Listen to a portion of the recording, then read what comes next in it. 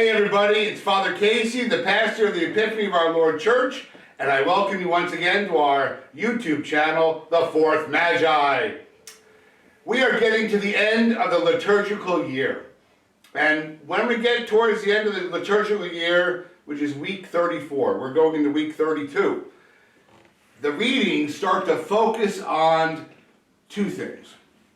One, the end of time, all of time. Okay? And the other thing is the end of our time. So, Christianity's been around for over 2,023 years.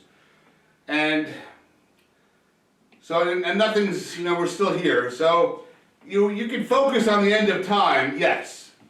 That the fact that there is going to be an end of time, that's what we believe. But more importantly is, what are you and I doing with the time that remains to us? And because there's going to come a time where it's like playing musical chairs. At some point the music's going to stop and it's our time. And are we ready? And that's what the gospel is really about this week.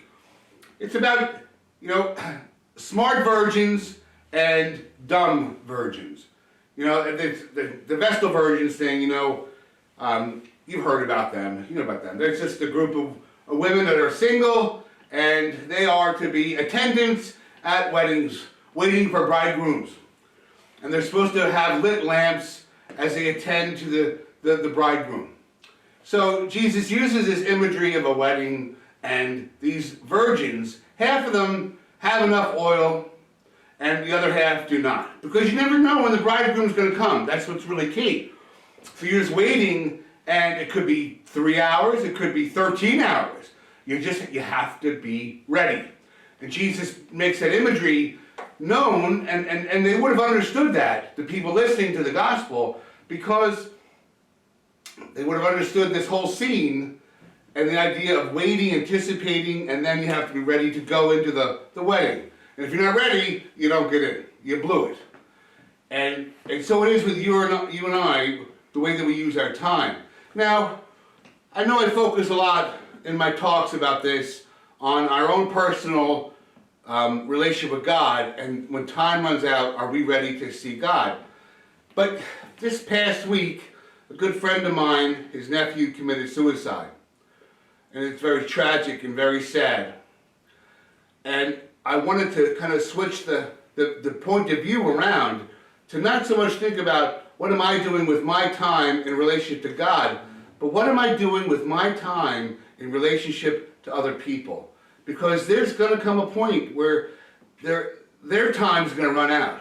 The people that I know and love, their time's going to run out, and I'm going to miss the opportunity, possibly, of spending time with them, talking to them, saying the things that need to be said to them, and doing the things that I want to do with them, but like so many people, I put it off. I procrastinate. I say, tomorrow I'm going to do that. Tomorrow I'm going to say that.